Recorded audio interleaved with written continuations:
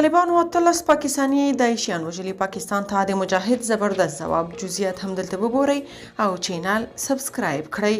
وروسته له هغې چې تېره ورځ پاکستان پوځ مشر پېښور کې قبایلي غونډې ته د وینا پر مهال وویل د ټي ټي پي په ګډون یو شمېر پاکستان ضد ترهګرې ډلې افغانستان کې شتون لري او د افغانانو سره په ګډه پاکستان کې بریدونه کوي. اوس تازه د طالبانو وایان ورته سخت ځواب ورکړی.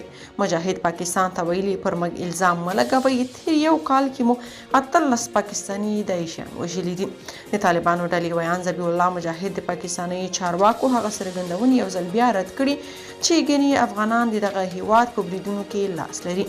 مجاهد له پښتو بي بي سي سره په یو تازه مرکه کې ویلي چې وروستي یو کال کې مو له داعش سره د همکارۍ او بریدونو کې د ښکېلتیا په تور 18 پاکستاني وژلي او 43 مو نیولي چې لا هم موږ سره بندیان دي. خو موږ داسې نشو کولی چې د دوی له امله د پاکستان ټول ملت ملامت کړو او د ترهګر ټاپه پرې ووهو.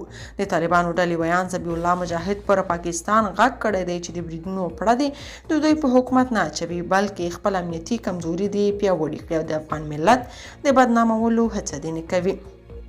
مجاهد ویلي اسلامي امارت نه یوازې پاکستان بلکې ټولې نړۍ ته ډاډ ورکوي چې د افغانستان خاوره به د هېڅ هېواد پر ضد ونه کارول شي او همدارنګه له ګاونډیانو هم دا هیله لرو چې اجازه دې نه ورکوي تر څو خاوره یې د افغانستان پر ضد وکارول شي.